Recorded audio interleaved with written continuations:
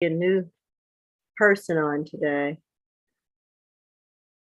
Maybe Yeah, maybe new for me. I think she is. I've had Bacchus. Make sure I'm pronouncing it correct. That's correct, Your Honor. Good morning or good afternoon. Good afternoon. And I see Mr. Carr, ASG Carr. Is he new or new to me? I think a while ago I did some first appearance SCA calendars, but it has been a little while. It's been a little while. Okay. As they say, welcome back. I know you all alternate the weekends. Oh, yes. Good afternoon, Judge. How are you? Good afternoon. How are you? I'm We fine. got you on the weekend. So Well, yes, I'm the supervisor on duty today, so I'll be behind the scenes if anyone. behind the scenes. Okay. Yes. Okay. Thank you, Judge. Good to see you. Good to see you. Mhm. Okay. And same announcement with Katrina, I'm behind the scenes too. Oh, okay. You're behind the scenes. Correct. Good afternoon, Your Honor. Whenever you're ready, we have position number 7, Mr. David Jesse. He also has his private attorney here. Okay. And what's the private attorney's name? My name is Attorney Eric Johnson. You can just sit back. Eric Johnson. Okay.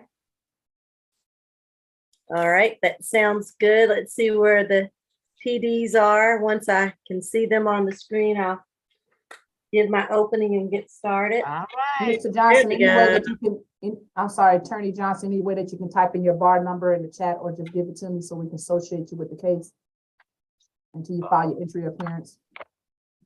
Yes, ma'am.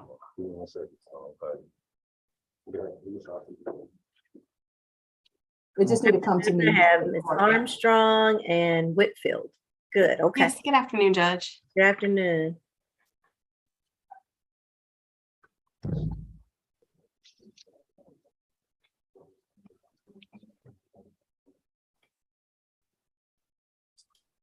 All right, ladies and gentlemen, good afternoon. My name is Judge Regina Mincy, and we're going to begin our Fulton County State Court Expedited Accusations calendar for Saturday, September the 10th, 2022. This is a calendar for cases in which individuals have been recently arrested and charged with certain misdemeanor offenses. Soon after their arrest, the Fulton County Solicitor General's office has already accused the cases of the offenses brought against them, and the cases have been bound over to the Fulton County State Court. Nevertheless, this will usually be the defendant's initial appearance before a state court judge, so we're able to address several matters, including bond, possible arraignment, or a possible plea offer if one has been made by the state at this juncture. I'll also be providing you with a state all-purpose or reset date for those who do not get out today or bond out today, and that date is going to be September the 22nd, 2022 at 9:00 a.m. That is the SAP calendar. I want to begin by advising everyone that this whole entire proceeding is being recorded as well as live streamed on YouTube. So govern yourselves accordingly. Also, I want to remind the defendants on this calendar that you do have a right to an attorney at this point with your case. Most of you obviously have your attorneys, and whether they're private or from the PD's office, so you know who they are at this time. You also have a constitutional right to remain silent. Anything that you state about the facts, the circumstances, or the occurrence of your case can and will be held against you. The prosecutors are here. Listen to your attorneys and do not say anything that may hurt your case at a later date. All right, if we're ready to begin, I have position number 7. And that is case number 22CR006085E, David Jesse. You're charged with 1 count of simple battery family violence, and that offense date is December 22nd, 2021.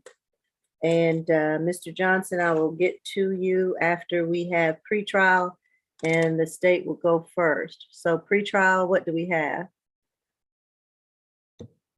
Judge. Good afternoon. Okay. 18 cycles, a 2006 conviction for purchase possession of drugs, 2012 battery family violence, and a 2013 conviction for simple assault. At least 4 probation violations in the past 10 years as well, Your Honor, and nothing further to add. All right, thank you. You're welcome. All right, ASG Carr. Yes, Your Honor. So in this case, for the 1 count of simple battery family violence, the state's recommending a $3,500 surety bond, no contact with the victim in the case, Melanie Pryor, that's Melanie Pryor, Pryor, as well as no drugs, alcohol, or weapons while out on bond.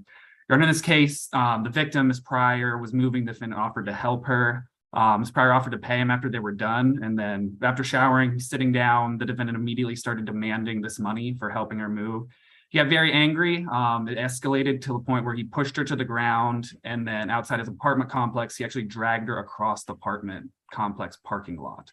Your Honor, the state is also concerned about those 2 family violence charged convictions that he does have, the simple assault and the battery from back in 2012 and 2013. So we do believe that the $3,500 surety is appropriate in this case.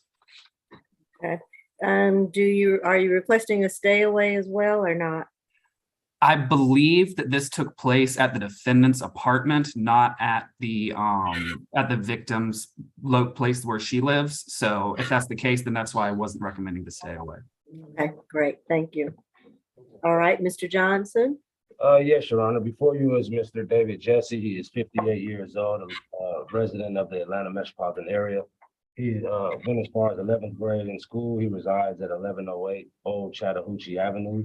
Your Honor, based on what has been made thus far, my client's last conviction was, I believe, in 2012, 2013, which is approximately 10 years ago, Your Honor. While it was for family violence battery, I do not believe it was involving the same victim in this particular case. So we do not believe that that shows any type of indication that my client is a threat to the community in any way. My client is definitely willing to adhere to any stay away provisions or any no violent contact provisions that the court may be so inclined to place upon him. But based on the age of this, Your Honor, this matter happened back in December of 2021. The state is recommending a $3,500 surety bond. We do believe that a $3,500 bond through pretrial supervision, Your Honor, will be appropriate in this case. My client does not have any recent criminal history outside of this arrest, so we do not believe that he is a risk. He's a threat to the community. They mentioned that he had 4 probation violations. One would assume that all of those probation violations were more than 10 years ago, given the fact that he has not had any convictions in the past 10 years. He has retained counsel, Your Honor, so we do not believe that my client is a threat not to appear in court, but to answer for these charges if necessary. As such, Your Honor, also, we do believe that any stay away provisions or no violent contact provisions are sufficient to ensure that my client does not pose a risk of intimidating any witnesses in this particular case, Your Honor. So as such, we will be asking for a $3,500 bond through a pretrial, Your Honor. All right, does Mr. Jesse work, or what's his employment? Yes, Your Honor, he's currently employed as a maintenance man with Dobbins Storage Company.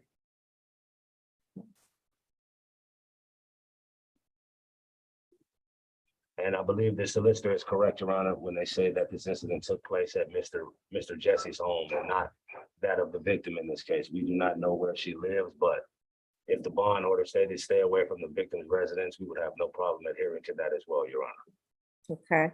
Mr. Carr, do you have a separate residence? Do you have that separate address for the victim? Yes, ma'am. I'm not talking to you. You might remember Mr. Carr. No. Yes, yeah, give me 1 second and I can get it pulled up, sorry. Okay. And so Attorney Johnson, does the victim and the defendant know each other or not? My client states that they are married, Your Honor. They're married? Based upon my client's assertions, Your Honor, that they are married and they were married at the time of this incident. Yeah, the incident report, I believe it's referred to as my soon-to-be ex-husband. I'm not sure if that's still accurate. This was a year ago. That's the relationship that I. And y'all have gotten divorced in the past year. My client has not received any divorce papers, Your Honor. So if the victim in this case wishes to proceed with the divorce, my client has not been notified of it as of yet. Okay. But they are not living together regardless. No, Your Honor. Okay. Yes, Your Honor. And unfortunately, it looks like we just have that incident location. It looks like we haven't gotten her current address right now. Okay.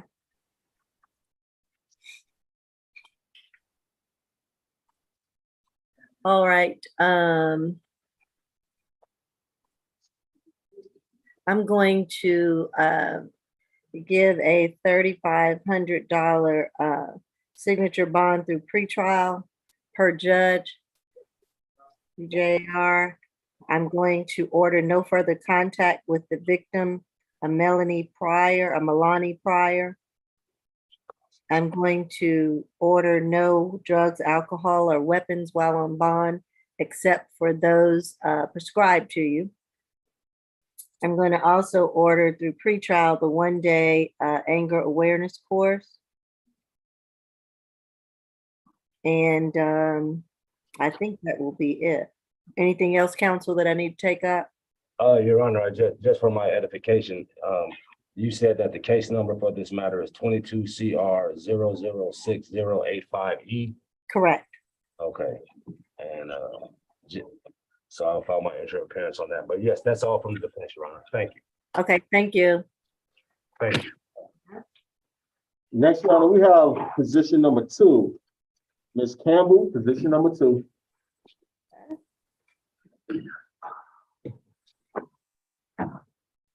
All right, this is 22 CR 006080Y. Andra Campbell, you're charged with 1 count of battery. The offense date is September the 8th, 2022. Retrial.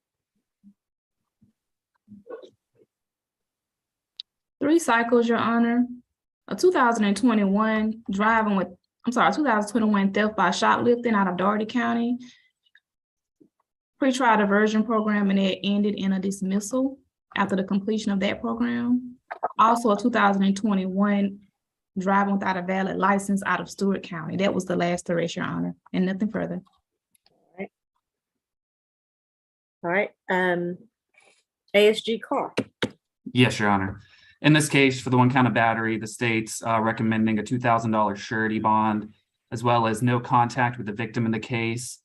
And might mispronounce his first name, ANAYA, last name Coleman, as well as no drugs, alcohol, or weapons, and a 1-day anger management class.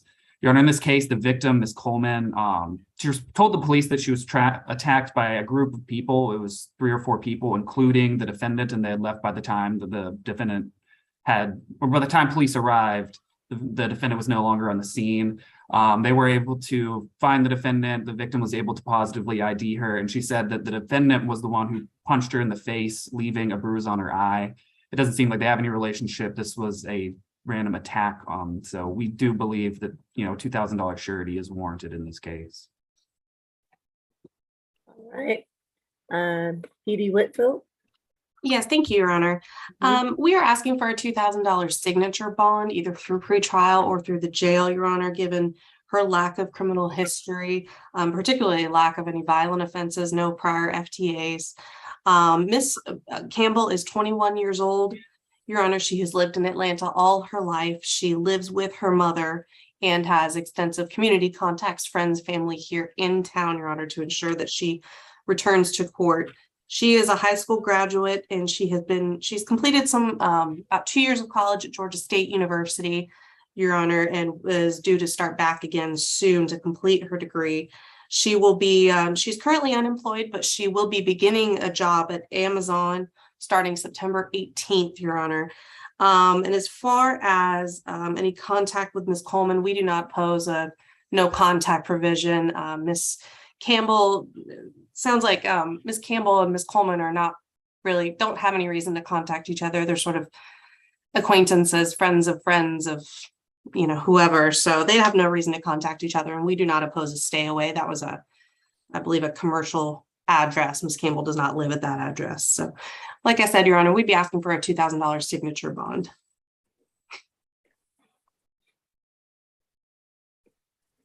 All right, I am going to order the $2,000 signature bond through pretrial.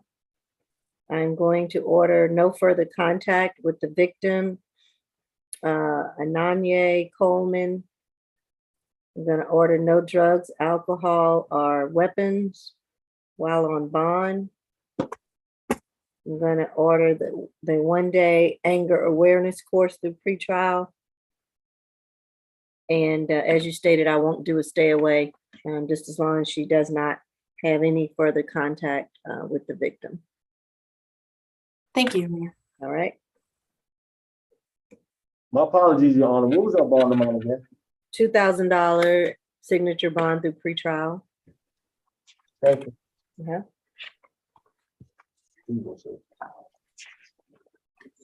Next, we have position number 8. Ms. Johnson, position number 8.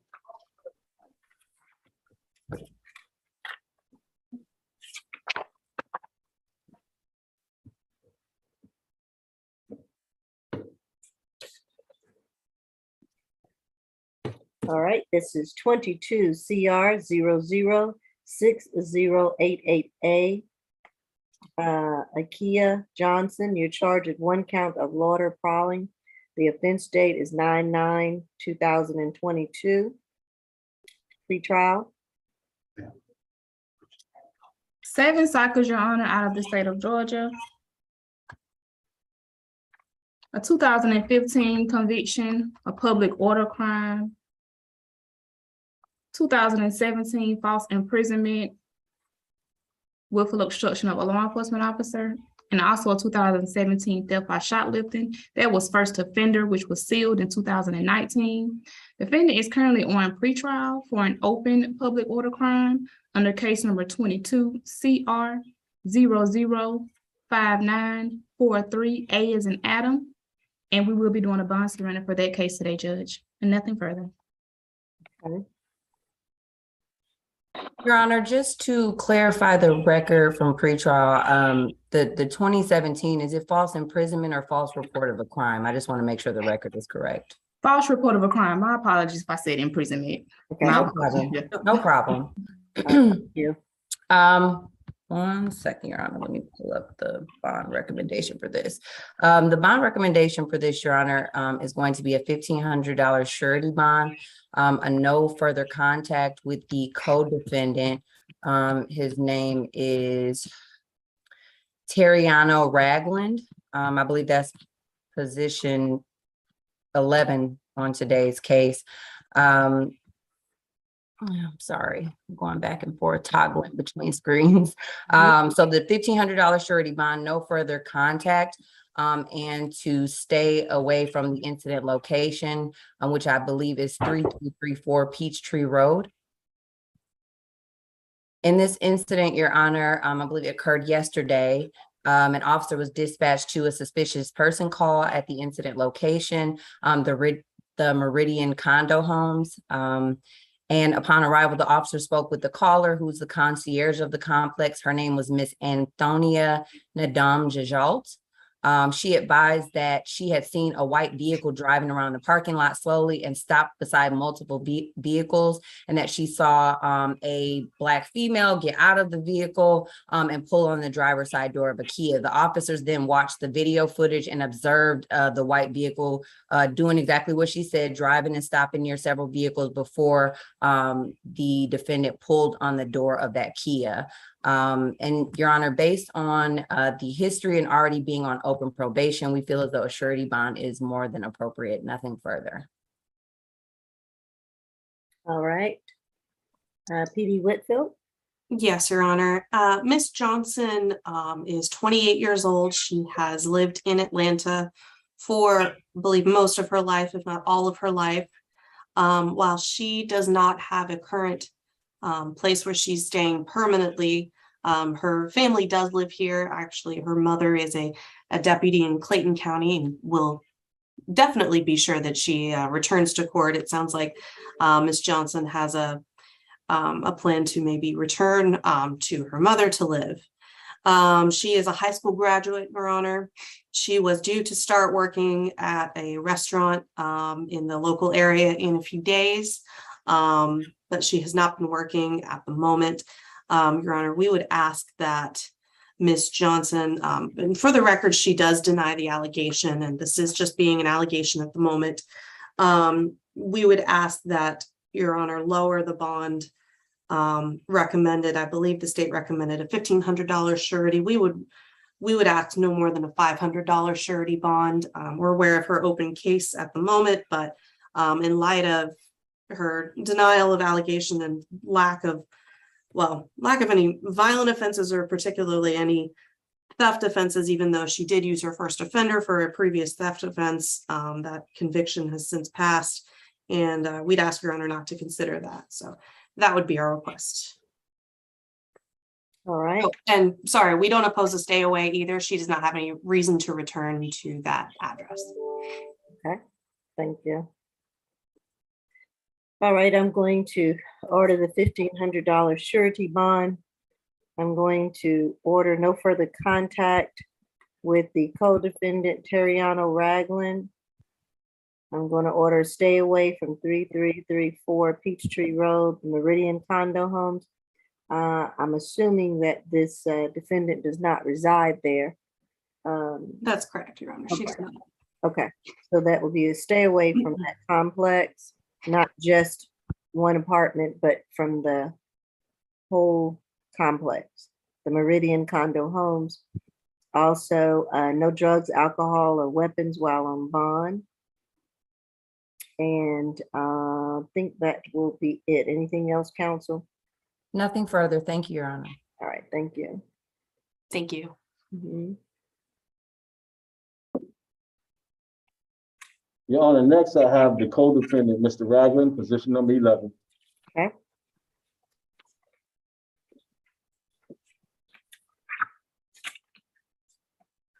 This is case number 22 CR 006090F. Tariano Ragland, you're charged with 1 count of lauder and prowling. The offense date is 9/9/2022. Pretrial. 26 cycles, Your Honor, 2 FTAs in the past 10 years, 2016 conviction for criminal trespassing, a 2017 misdemeanor theft by shoplifting, also a 2017 felony conviction for purchase, possession of marijuana and possession of methamphetamine, 2018 possession of cocaine and possession of methamphetamine, and nothing further, Your Honor. All right. Bacchus. Yes, Your Honor. The state, one moment. Actually, Your Honor, I had an offer, but ASG McCutcheon also wanted to make a plea to the public defender's office. And I'm sure they have not discussed that with their client, so. Which PD has this case? Your Honor, this was supposed to have been a conflict case since we represented his co-defendant. Mhm. I'm not sure if a conflict attorney has spoken with Mr. Ragland or not. I sent a request this morning. We never had a conflict attorney, Your Honor. Nope. Ms. Lewis, Yes, ma'am. so we don't have a conflict defender on this. No, one did not, answer our request today, so no, we do not have a conflict attorney today. Either right. Okay, in the or- alternative, well, okay, we don't have it doesn't matter. We don't have a conflict attorney. So it's okay, Your Honor. I'll wait for your instruction. Well, again, I would have to ask Mr. Ragland if he wants to represent himself or if he would like to be reset until Monday for us to get a conflict defender, because you do have a right to representation. Yeah, I always recommend that you represent yourself. Which would you like to do? I would like to represent myself. Okay, you understand the consequences to that, correct? Yes, ma'am. Okay, you've got to know the rules and laws regarding these types of cases. And if you make some statements against your interest, you're kind of on your own. So tread light and govern yourself accordingly. I'll let you represent yourself limitedly for us to decide regarding a bond, okay? Okay. All right, go ahead, ASG Bacchus. Yes, Your Honor, the offer on this case is sorry, 1 second. Okay, so many. Ms. Bacchus, excuse me, in light of the situation, we will not make a plea offer today. Not for a plea. That might be the safest way, yeah. Yes, but you can make the bond recommendation, Your Honor, we'll make a bond recommendation on behalf of the state, but we will not make a plea offer to the case today. Okay, all right, thank you. Mhm. Your Honor, the bond recommendation is going to be a $2,000 surety bond, a no further contact with the co-defendant, and a stay away from that incident location, which again is the Meridian condo homes at 3334 Peachtree Road. The facts are the same, Your Honor. Essentially, he was the driver in the situation, and so together they were driving around trying to get into people's cars. Based on the history, Your Honor, 26 cycles and the probation violations and FTAs in the last 5 years, and open cases or open probation, Your Honor, the surety bond, the state feels is more than appropriate. All right. Mr. Ragland, I'm going to try to ask you a few questions so that you don't make too many statements against your interests, because that's generally what happens when you try to represent yourself. How old are you? 49. Okay. All right, you're 49 years old. Do you work? Yes, ma'am. Okay, where do you work? I'm a paint contractor. Okay, painting contractor, okay. Have you finished high school? No, ma'am. I do have a GED. You have your GED? Yes, ma'am. Okay. All right, are you from Georgia? Did you grow up here in Georgia? Yes, ma'am. Okay. All right, I don't know that there's anything else that you want to tell me regarding this situation. You've heard the other cases. We don't normally get too deep into the facts unless they're relevant for me to decide about bond. But you do have 26 cycles. You've heard them read your record. And I have some basic information about you. Do you have family here? Yes, ma'am. My whole family is. Okay, are you married or single? I'm single. Okay. All right, I don't know that there's anything else that you want to tell me, very limited. But I'm ready to make my ruling unless you have anything else you'd like to tell me. Nothing other than the fact that I was given the Miss Johnson a ride. As we were up there, I never exited the car. Okay, this is not a hearing regarding the facts of the case. It's not a trial. So I don't want you to get into the details of the facts of the case. Okay, my fault. Okay. Okay, I believe, like, with that being said, I don't have a problem with the bond amount, other than the fact that since the last couple of weeks, we've been kind of short of work, and I don't know if we could kind of reduce that to like a little bit, to like half, if possible. Either a signature. okay.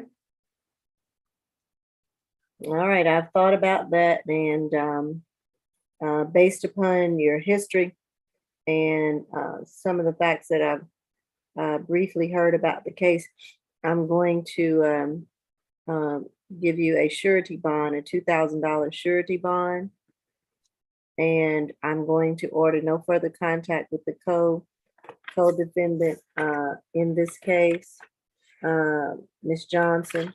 So don't have any more contact with her while you're on bond. And also the same for you, stay away from the Meridian condo homes. Do not go back to that property or that location, else you'll be arrested again.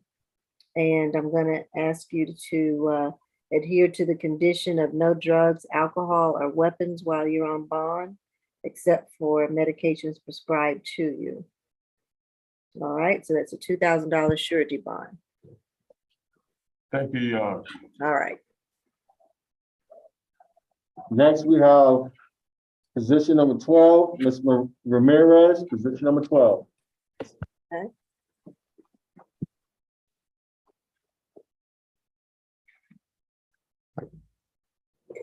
This is case number 22 CR 006092J.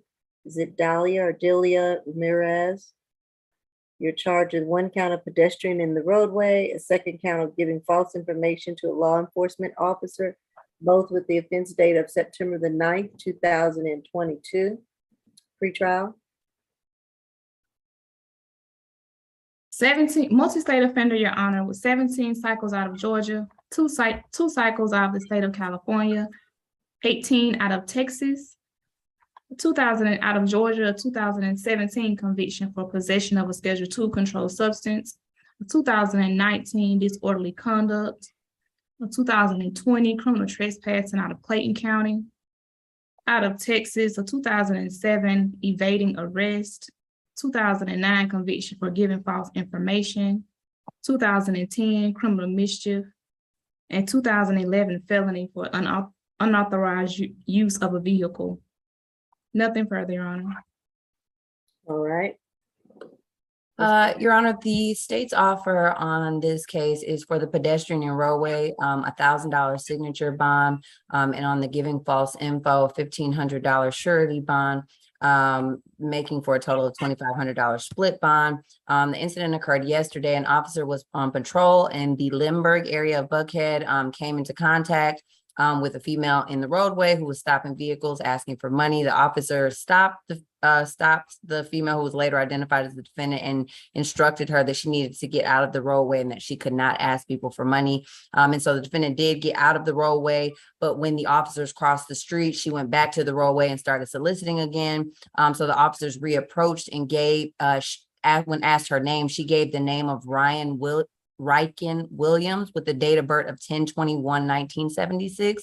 And the officer noted that the defendant was uncooperative and continued to give different names and dates of birth when questioned. And so the fingerprints confirmed the true identity. As you heard, Your Honor, the history, but even just in the last 5 years, she has the convictions, but she also has multiple charges in 2016, 2017, 2018 criminal trespass, 2019, 4 other criminal trespasses, and a separate possession of drug object, a 2019 marijuana, 2020. And so she has sufficient dealings with the court system and has a likelihood to reoffend. And so we are asking for that surety bond on the giving false info. Nothing further. All right, Petey Armstrong. Thank you, Judge.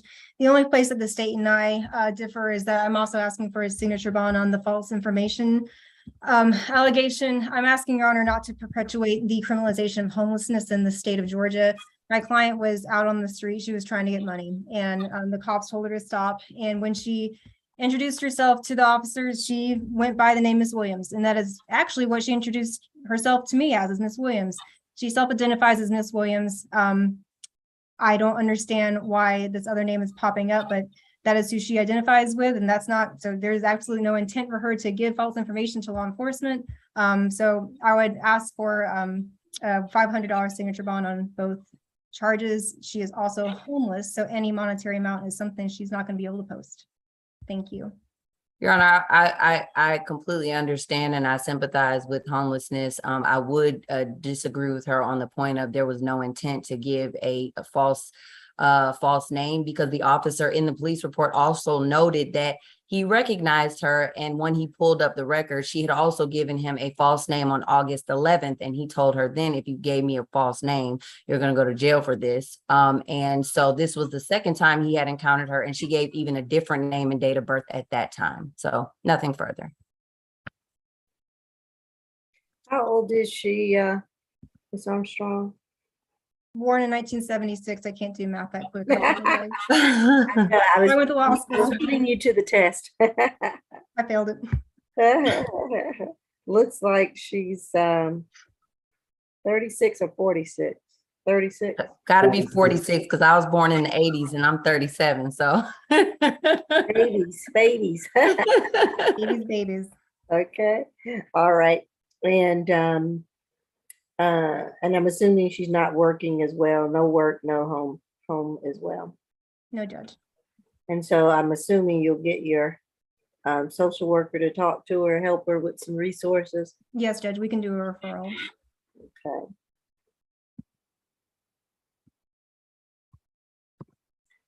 I'm going to give her a signature bond through the jail in the amount of $2,500,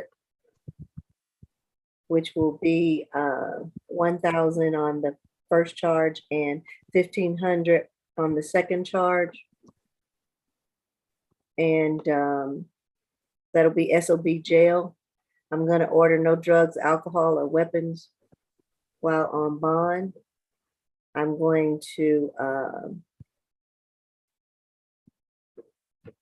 also just ask Ms. Ramirez or Ms. Williams, please do not solicit money or anything in that fashion, because you'll just be rearrested and come right back to jail. So I'm going to give you an opportunity by allowing you to have a signature bond today. I'm a little hesitant about it, but I'm going to trust that you will do the right thing. And you will keep in contact with your attorney in order to come back to court, even though you may not have an address at this time. But please keep in contact with your attorney, okay? Yeah, okay. Your Honor, respectfully, on behalf of the state, can the defendant or defense counsel provide an address to which the court can send notices of future court appearances? Yes, do we have an address, Ms. Armstrong? She was unable to provide me with an address, but We have a relative. Ms. Williams, if there's an address you can give the court, that would be greatly appreciated and to your benefit. Do you have a relative or a friend or anyone that? Not right now, not right now.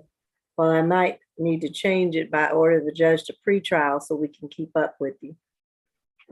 Judge, respectfully, because if there's no way to contact the defendant in the future, the court would have no way of sending notices compelling her appearance to appear to answer for these charges. I would assert that that's not a good reason to keep somebody in jail. I'm not saying to keep her in jail. I'm just saying, Judge, giving her a signature bond, I'd ask the court to also look at the likelihood of the defendant to appear in court, risk of flight. And if she does not have a residential home address to provide to the court, then she's a risk of not appearing. And the bond is to hopefully guarantee that she will appear for future court proceedings. If I change an order per judge through pretrial, Ms. Ramirez or Ms. Williams, you will be required to check in and provide pretrial with an address or a location as soon as you get one, but you will have to adhere to the requirements for pretrial.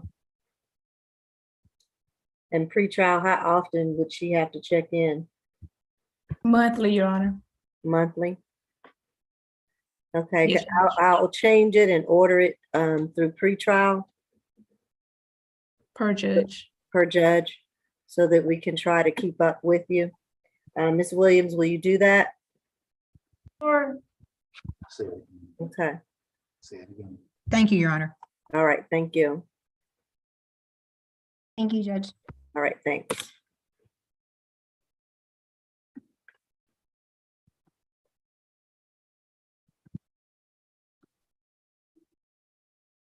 Next, Your Honor, we have position 3. Okay. Mr. Perroni.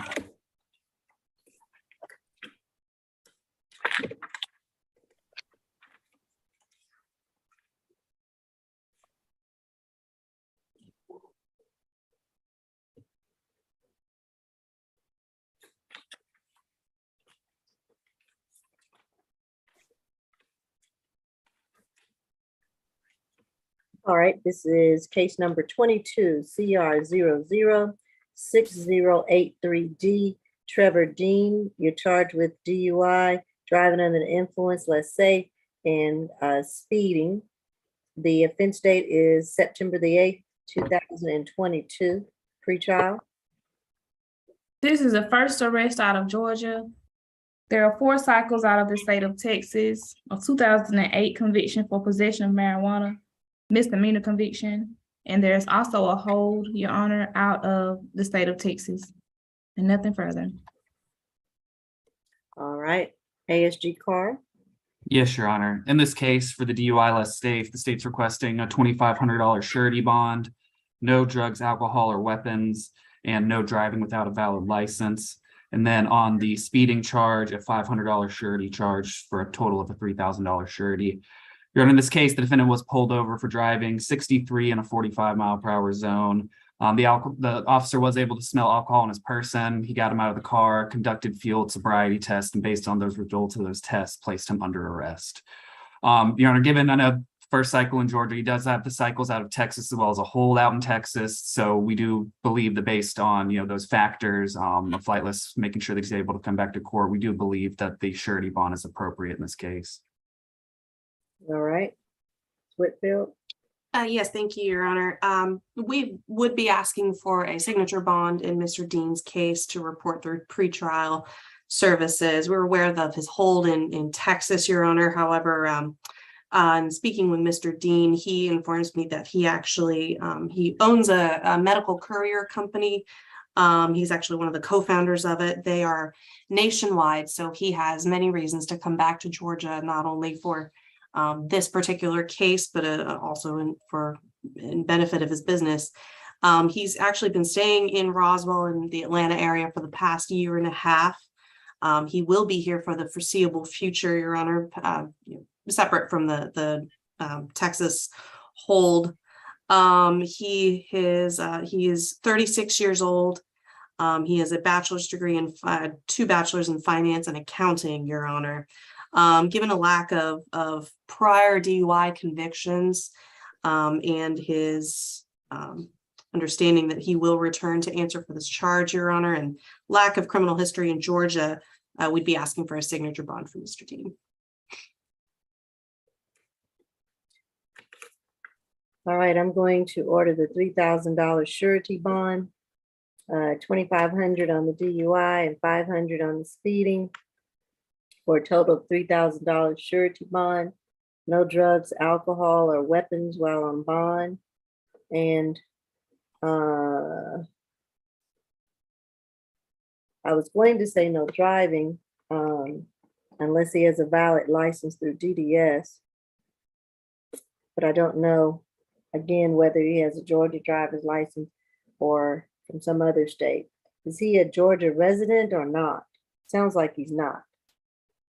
It's my understanding that he is a Georgia resident, but I'm not sure if he has a Georgia driver's license or not. All right. Correct, because I was flying back and forth, like you said, because it might work out. Hold on, Mr. Dean. We're just gonna remain silent about this. Sorry. All right. Well, no driving unless you have a valid license. I would limit you, but as far as going to work to see your attorney or to seek medical care, but I won't do that at this point. It'll pan out as the case moves forward. But at this time, no driving unless you have a valid license, and no drugs, alcohol, or weapons while on bond. Those will be the only conditions for now. Thank you, Your Honor. All right.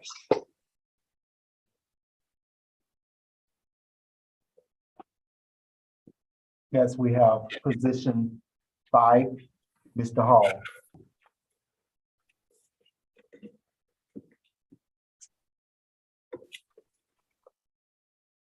This is case number 22 CR 006084A.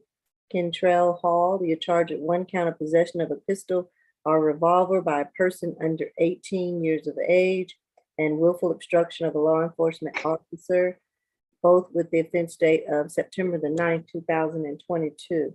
Pretrial. 4 cycles, Judge, 2 adult cycles. There appears to be an open case out of Dodge County with an arrest date of June 11, 2022. One moment. for riot in a penal institution. That was the last arrest and nothing further. Okay. ASG Carr. Yes, Your Honor. In this case, for the possession of a pistol, state's recommending a $3,000 surety bond, as well as no weapons, drugs, or alcohol allowed on bond. And for the obstruction, a $500 surety bond for a $3,500 total. Your Honor, in this case, police were tracking the location of a stolen MacBook. When they approached where this MacBook was saying that it was located, they told these two males to stop. One stopped. The defendant proceeded to go up the stairs. Police repeated many times loudly they needed to stop. He refused to stop. Once they did get to him at the top of the stairs, they saw that he was trying to hide this pistol, which he was caught with, which he is underage and not able to legally have. And then he proceeded to give the officers a fake name and a fake birthday when they were asking for his information. Your Honor, given the fact that he does have this hold out of Dodge, it's just from June of this year. That's an open case. He's got charges that are close together, as well as this being in possession of a firearm. We do believe that a surety bond would be very appropriate in this case. All right. Whitfield. Yes, Your Honor. Mr. Hall is 17 years old. He has been living in Atlanta his whole life. He currently lives with his parents, his mother and father. He is about to restart high school again. He is entering the 11th grade. He has been working at Wendy's for probably the past week or so, but prior to that, he was working at Popeyes. So even if he has, so when he has not been in school, he has been working, but he is due to return to school very, very soon. We'd be asking for, we're aware of his holds, Your Honor. I've spoken with Mr. Hall a little bit about those.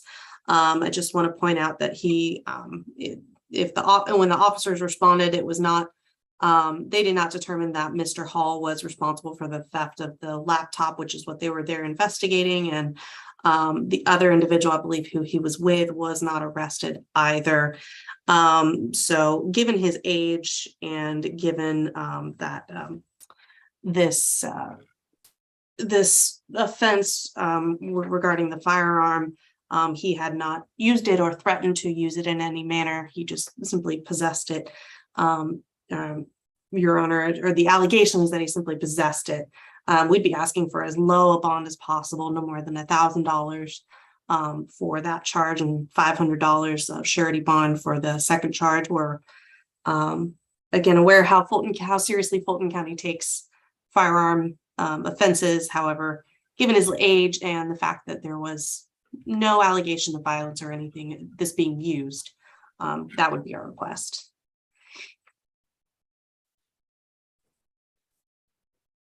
All right, I'm going to order the $3,500 surety bond, $3,000 on the pistol charge, and $500 on the obstruction, for a total of $3,500. And obviously no drugs, alcohol, or weapons. I'm assuming that we have that gun, but if Mr. Hall has any other weapons or guns, he needs to surrender them to the police immediately, or once he's out on bond. I want to make sure that he doesn't have any other weapons. No drugs, alcohol, or weapons while on bond, and I believe that would be it. I would almost, sometimes I order that they definitely pursue finishing school or getting a GED, because it's so important. He's already 18.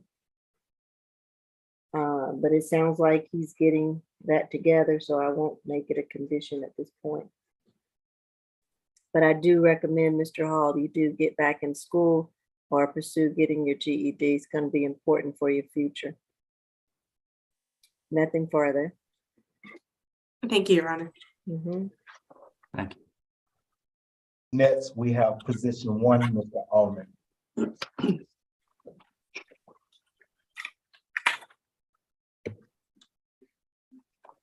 This is case number 22 CR 006082C. Andre Allman, you're charged at 1 count of lauder and prowling, 2nd count of fraudulent driver's license or identification card, false statements in applications. Both charges have the offense date of September the 9th, 2022. Pretrial. 22 cycles, Your Honor. 2008 conviction for possession of cocaine with intent to distribute. A 2011 battery. And the last arrest was in 2018, which was a possession of marijuana less than an ounce, which was a misdemeanor conviction. And nothing further, Your Honor. All right. Mr. Carr.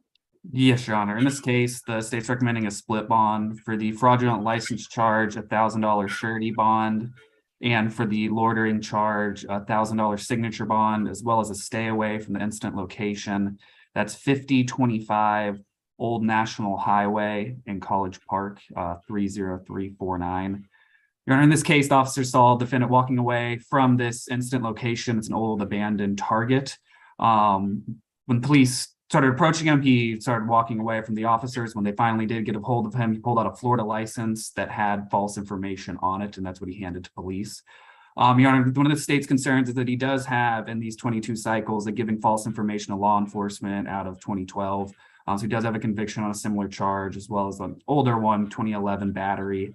Your Honor, we do believe that, at least the split bond, half of being a surety bond, would be appropriate for this case.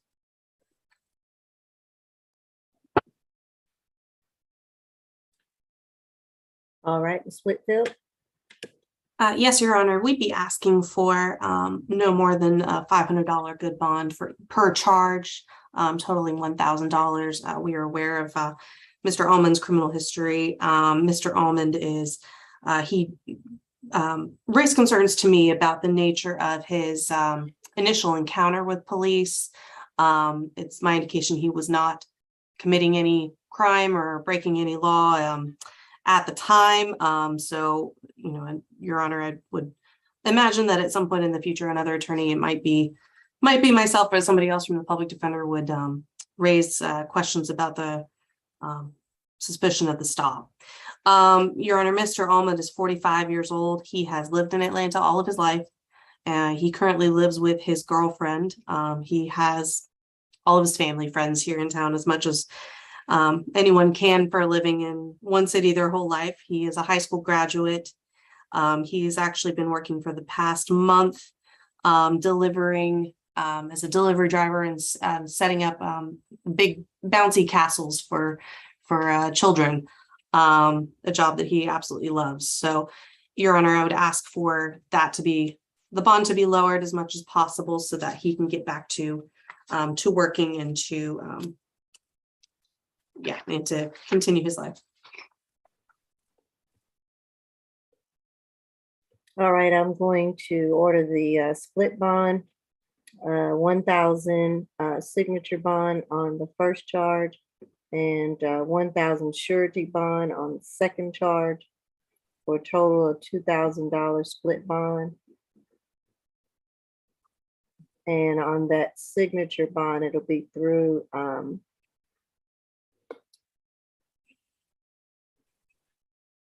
the jail. No drugs, alcohol, or weapons while on bond. And a stay away from 5025 Old National Highway. Anything else, counsel?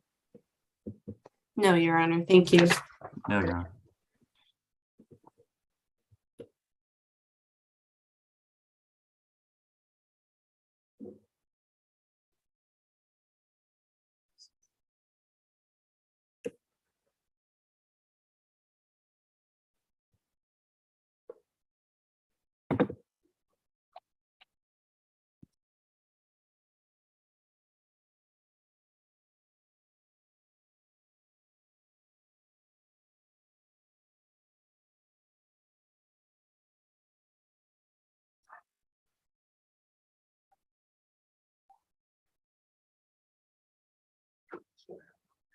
Are you ready for the next one, Your Honor? Yes, we are. Okay, we have position number 17, Mr. Trust. And Judge, we have the victim also on the line for this case. Okay, thank you.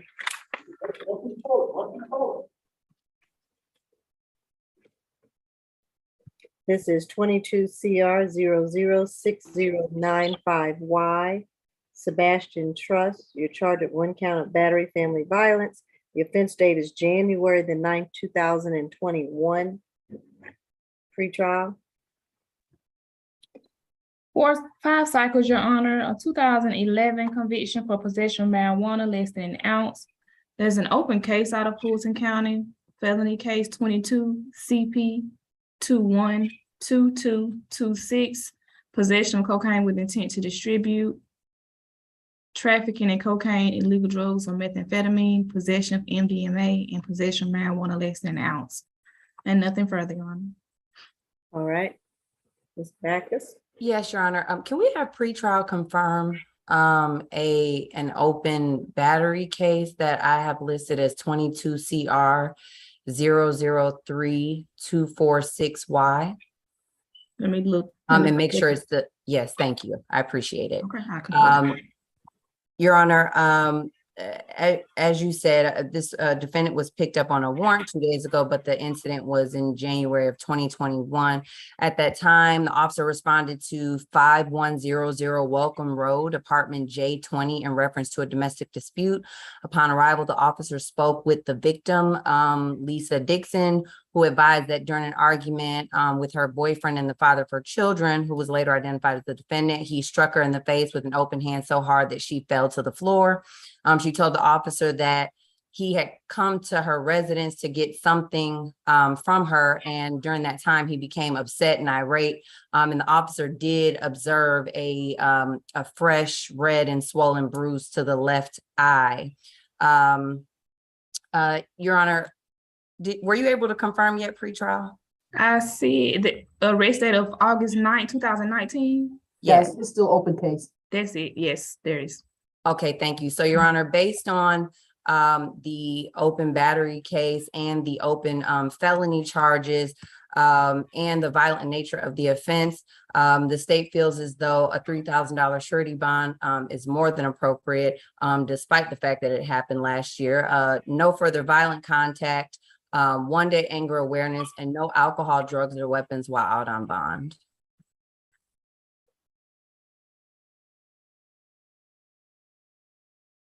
All right. And Judge, this was another case that I believe he had conflict. He was supposed to have had conflict counsel for. All right. Mr. Trust, do you want to represent yourself to go forward with this bond hearing or be reset till Monday? Yes, I will myself. Okay. And you understand the consequences of representing yourself, correct? Yes, ma'am. Okay. How old are you? 31. 31, okay. And it stated, the state stated that you are the boyfriend to the victim, Ms. Dixon, is that correct? Yes, ma'am. Okay, do you work? No, ma'am. I've been incarcerated for the last 3.5 months. Okay. What kind of work did you do before that? I worked at Kroger Warehouse. How long did you work there? 2 years. Do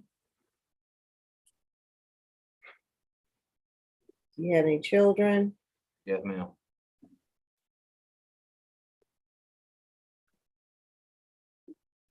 And do you have family here? Yes, ma'am. Are you from Georgia? Yes, ma'am. High school graduate? Yes, ma'am.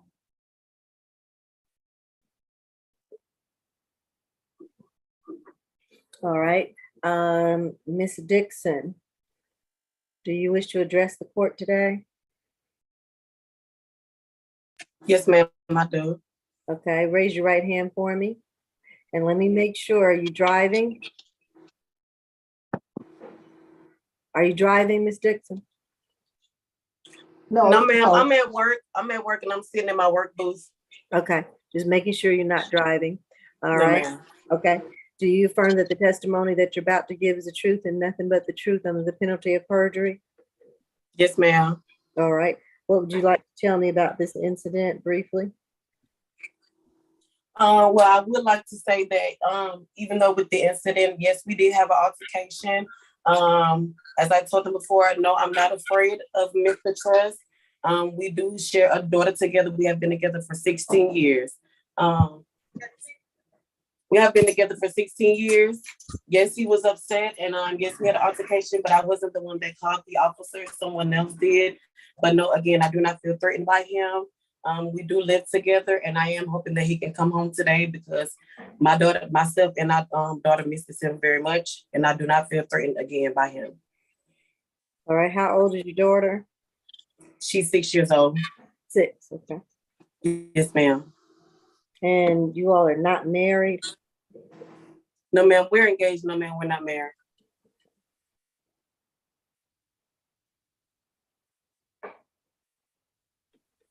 And so since the date of the incident, January the 9th, had you been residing together? Yes, ma'am.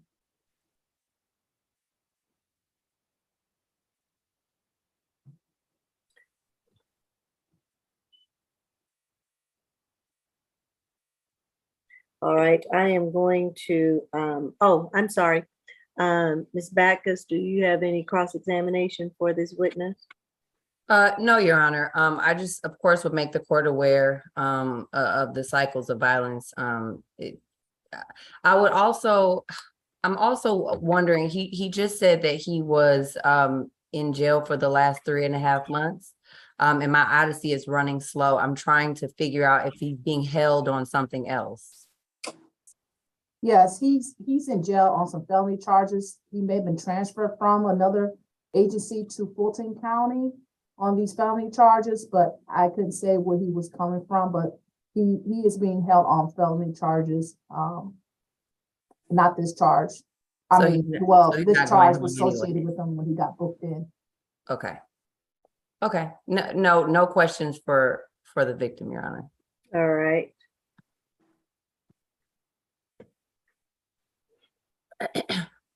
All right, I am going to order a $3,000 surety bond. I'm going to order no further violent contact with the victim. Miss Lisa Dixon. The 5100 Welcome Road, is that the address that you all shared together, Miss Dixon?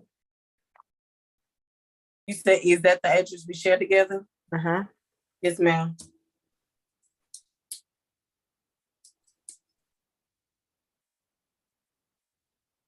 I'm going to order, and I'm hesitant here about ordering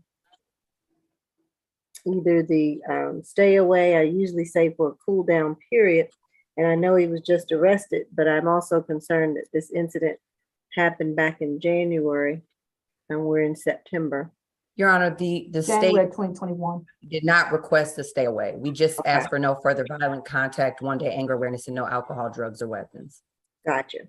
All right, so I will not order the stay away.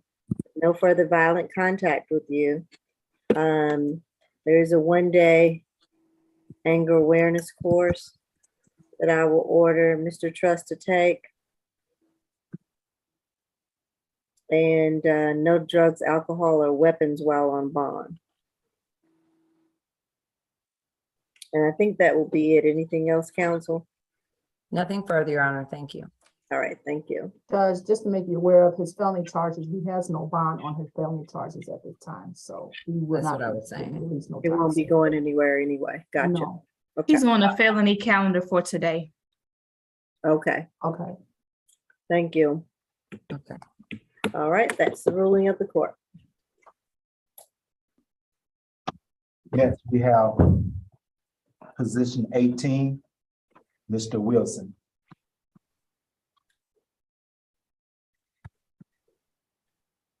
This is 22 CR 006087E.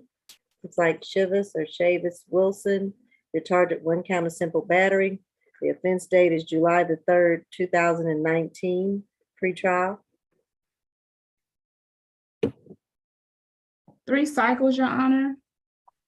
There's an open case out of Fulton County as well, 22 CP 212231, purchase, possession, sale of marijuana, possession of a Schedule 4 controlled substance, no insurance and driving on an expired or no license plate.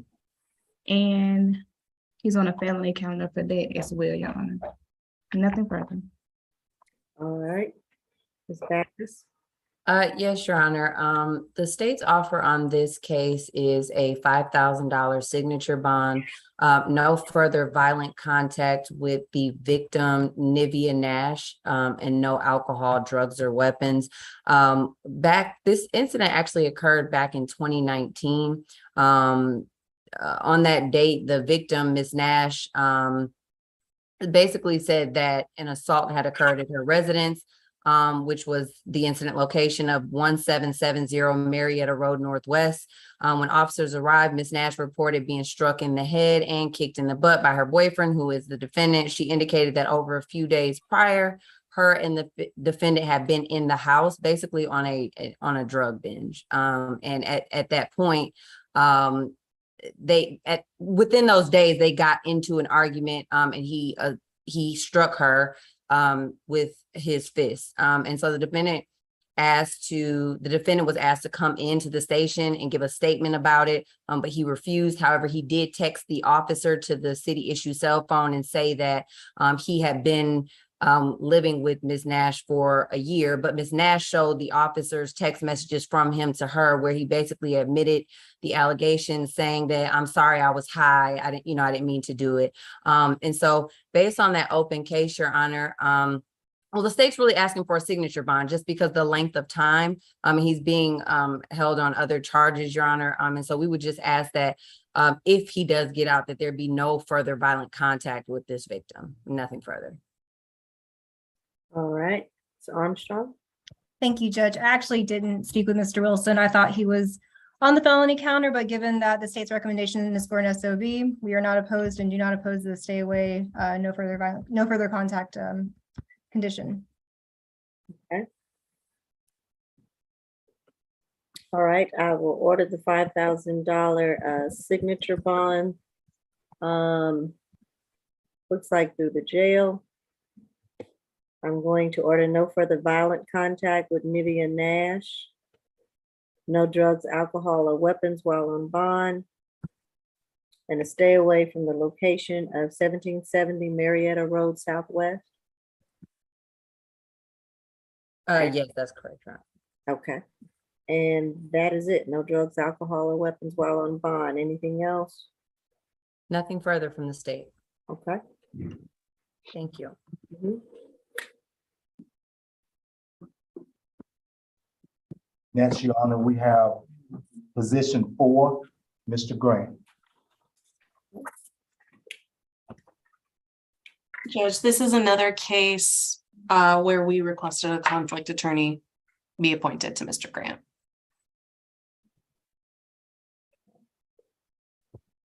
This is 22 CR 006081F. So Daryl Grant, you're charged with 1 count of theft by taking. The offense date is February 22nd, 2022. Are you willing to represent yourself or have your case reset to Monday? Present myself, Your Honor. Okay. All right. And you understand the consequences of that, correct? Yes, ma'am, I do. Okay. All right. We'll let the state present and then I'll come back to you. Oh, I'm sorry. Pretrial. Yes. 37 cycles, Your Honor, out of Georgia, 1 cycle out of Florida, at least 5 FTAs in the past 10 years. Convictions include a 2011 driving on a suspended license and DUI, a 2017 driving without a valid license, a 2018 misdemeanor theft by shoplifting, a 2019 theft by shoplifting, an additional 2019 theft by shoplifting, a 2019 DUI, and a recent 2022 conviction for theft by shoplifting out of Coweta County, sentenced August 11th of this year to 12 months probation. In addition, Your Honor, there is a hold out of Augusta, Georgia, an FTA hold, and nothing further, Your Honor. And I would just like to say, I also had, though, I think the reason for the conflict, there's an open theft by shoplifting in Fulton County. It's 19 CR 001153F. There's a bench warrant that's been issued in that case. So yeah, so Your Honor, just briefly hit the facts. It's the state's recommendation in this case is a $6,000 surety bond, a stay away from the incident location, 1774 Vesta Avenue, VESTA Avenue in College Park, Georgia. No contact with the victim, Miss Corin Hunt, KOREN Hunt, HUNT, and no drugs, alcohol, or weapons while out on bond. Your Honor, in this case, the defendant or the victim, Miss Hunt, caught the defendant on camera, parking right next to her driveway, approaching the house, spending several minutes by her car. The camera was able to capture the license plate, which belongs to the defendant. She got home, noticed her muffler hanging down, and which point she checked the camera. And once she investigated, she realized her catalytic converter, valued about $400, had been stolen. Your Honor, the state's concern, we normally don't recommend this high of a surety for a theft, but it's all these recent cases, 2022 shoplifting, 2019, and I had 3 out of 2018, as well as an open theft right now. The FTAs, 4 in 2019, 2 in 2018, 1 in 2017, and that's just not even reaching further back. So we do believe the likelihood of reoffense is high and likelihood of the defendant not appearing back at court. So we believe that the $6,000 surety bond is appropriate. All right, Mr. Grant. Yes, ma'am. My name is Daryl Grant. I'm 54 years old. I am a disabled veteran. The majority of my FTAs has been because of my health. I've had hip surgery. I'm due for another hip surgery to the right hip. I also have PTSD. I've been cleaning up my life. I took a drug program at Fort McPherson, alcohol program there just as well. I'm in a shoplift program, a stop lift program right now, because it took me a long time to realize what my PTSD was. I was self-medicating at one point. But now that I'm getting it all together through the VA, I am 100% veteran. Take care of my 2 sons that are in college right now. I've been in 2 conflicts. I was never deactivated. I'm not trying to make an excuse, but I just was never deactivated, and it led me to a different style of living, drugs, alcohol, and all kinds of stuff like that. But I am getting help for it as we speak. I reside at 113 Raymond Street, that's in Jonesboro, Georgia, 30236. I've been there for over 5 years. Back and forth the VA here on Claremont, Tuskegee, Alabama VA for the different classes in Fort McPherson. I wanted to ask if I can get a signature bond, ma'am, because I'm taking care of my 2 kids in school. One goes to Kennesaw State, the other one goes to New York University outside of Glen Cove, New York, and I'm getting my life right. I want to apologize for everything I've done. It's just that I wasn't deactivated, and now I'm on proper medication.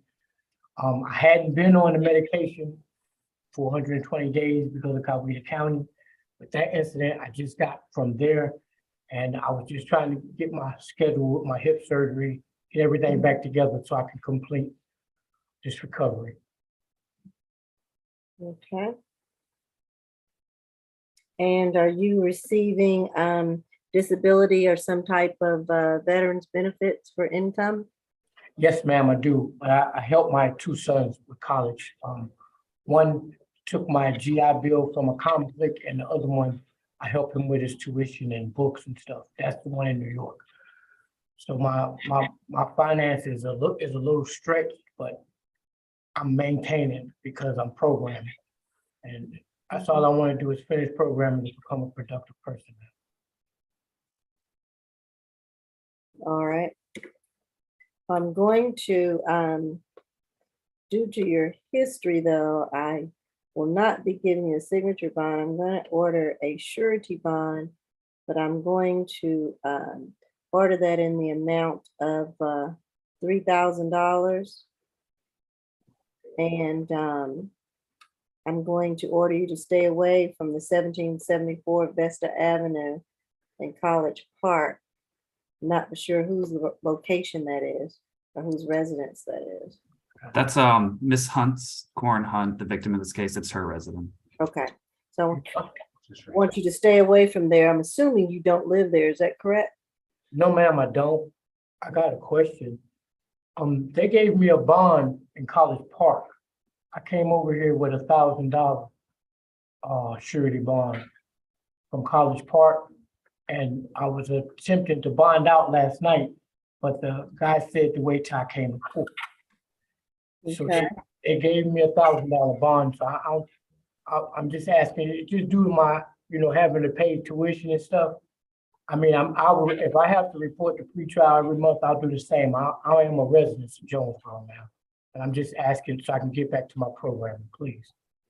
All right, I tell you what, I'll still make it a surety bond, but I'll keep it at the $1,000 so that you can bond out with that.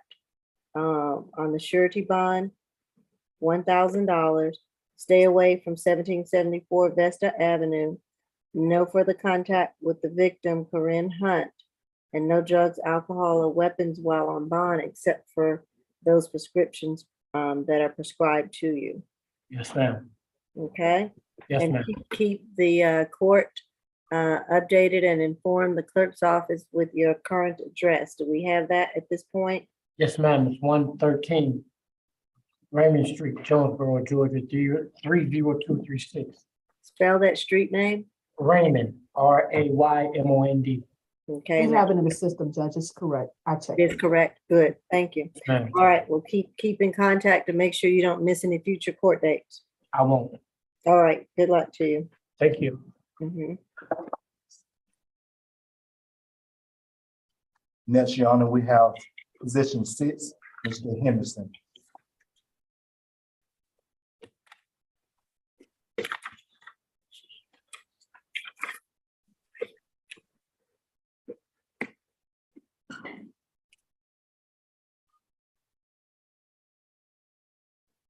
All right. This is 22 CR 006086A. Darrell Henderson, you're charged with 1 count of theft by receiving stolen property, 2nd count of driving on expired or no license plate or decal, the 3rd count of missing, defaced, or obscured license plate. The offense date for these 3 charges is September the 9th, 2022. Pre-trial. Multi-state offender with 5 cycles out of New York, 16 cycles out of Georgia, at least 4 probation violations in the past 10 years, 2005 conviction for aggravated assault, a 2011 felony conviction for theft by taking, and also a 2011 criminal damage to property conviction. There's an arrest out of DeKalb County, September 8, 2021 for theft by receiving stolen property, felony with no disposition listed, and nothing further, Your Honor. All right. Carr. Yes, Your Honor. In this case, for the theft by receiving, it's going to be a split bond. But for the theft by receiving a $3,000 surety bond, for the driving on the expired license plate, the $1,000 signature bond, and for the defaced, obscured, missing license plate, $1,000 signature bond. In this case, officers were running the license plate when they came across the car that the defendant was driving, and the license plate came back as stolen. The defendant told officers that he had bought the car 2 months ago and that he bought the license plate from somebody on the streets, is what he told them, because he had just had a test drive cover on his car at the time. Your Honor, the state's main concern is going to be this risk of reoffending. He does have, I believe it's still an open case. I was trying to check into it in DeKalb. It's a felony theft by receiving stolen property case from 2021, 2011 felony theft conviction. I had a 2009 and 2004 theft by taking conviction. Your Honor, just given this criminal history, we do believe that a split surety, at least one of the surety bonds, is appropriate in this case. All right, Ms. Armstrong. Thank you, Judge. I'm asking for signature bonds on every count here, so I would ask for just a $500 signature bond on each count. I do understand and hear that he has a history, but with respect to the stop and the Miranda, we would assert that Miranda wasn't read, and if it was read, he did not knowingly voluntarily provide the statement. Regardless, based on what is in the police report, it appears that my client did cooperate and was honest with the officers. So we would ask Your Honor to give him the benefit of the doubt with respect to that and giving him a signature bond. I do need to update his address. I'm looking at the jail booking screen. It looks like there's an LaGrange, but he gave me an Atlanta address that looks like I wrote down wrong. So if the jail could do me a favor and give me that Atlanta address so he can get notice of his next court date. He also is employed in Atlanta. He works at a major automobile manufacturing plant, and he lives in the Atlanta area. He is not a flight risk. Thank you. Just briefly, I would like to mention that it does mention specifically that his Miranda was read to him. And in this case, he was pulled over because they were just running his license plate. The license plate came back as stolen, just because defense brought that up. Okay. Well, we haven't seen the video, so. All right, I will order the split bond. What I'm going to do is on the first charge, the $3,000 surety bond. On the second charge, the $1,000 signature bond through the jail. Third charge, $1,000 signature bond through the jail. So 1,000. Oh, wait a minute. I said on the first charge, did I say a 3,000 surety? A $3,000 surety, yes, ma'am.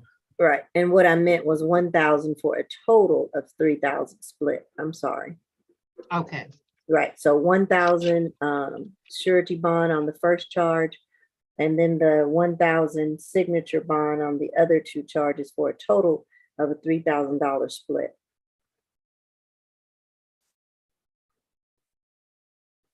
No drugs, alcohol, or weapons while on bond. And that should be it. Anything else, counsel? Very briefly, Mr. Henderson, I'm sorry. Yes, could you confirm the first four digits of the home address is 4307?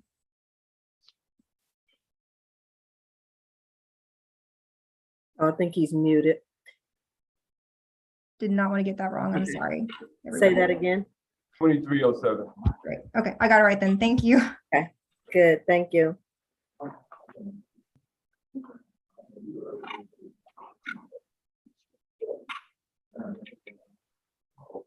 Yes, do you have that, deputy, the split bond amount? No, I didn't. On the first charge, he's got a 1,000 surety on the theft. And then on the other two, driving and the tag, it's 1,000 signature bond each to the jail. Total 3,000 split. Thank you, Your Honor.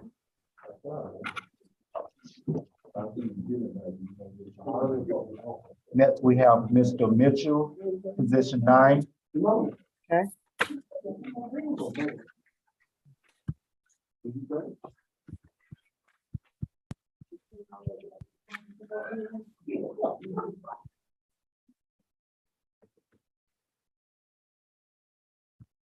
This is 22 CR 006089D. Jimmy Mitchell, you're charged with 1 count of theft by taking. The offense date is September the 9th, 2022. Pretrial.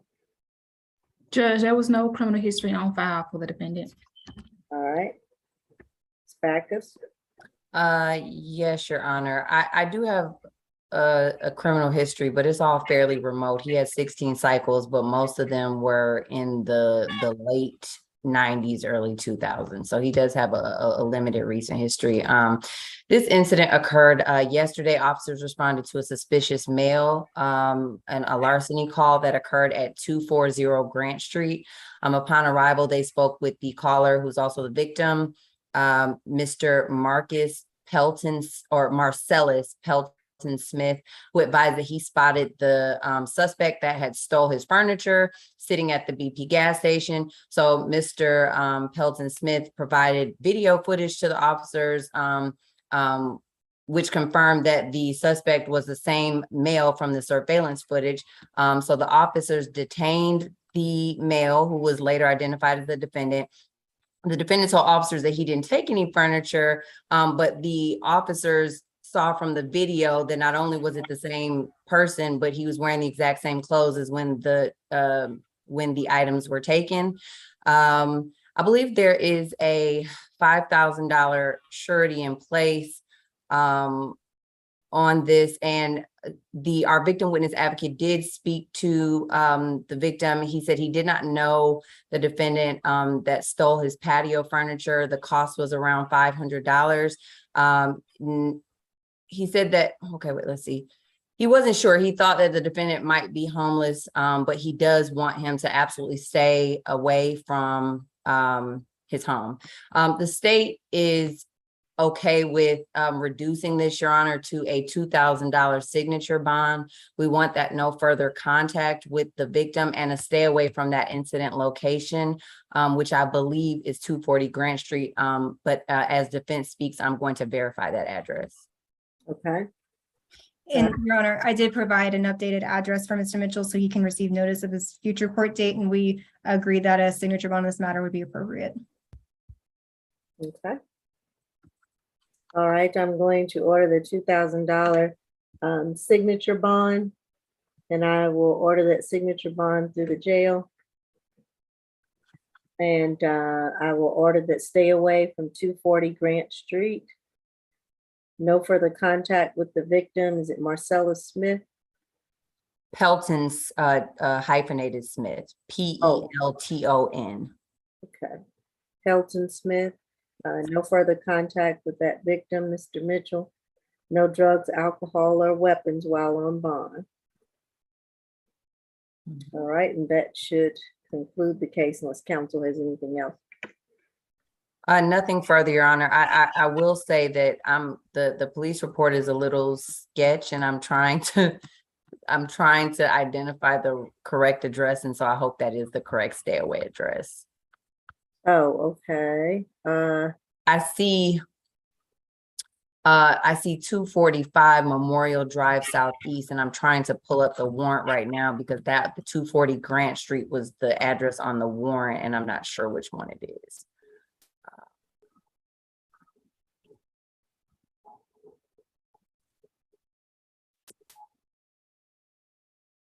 Either way, Mr. Mitchell, you're to stay away, and we're going to get the address in a second, but to stay away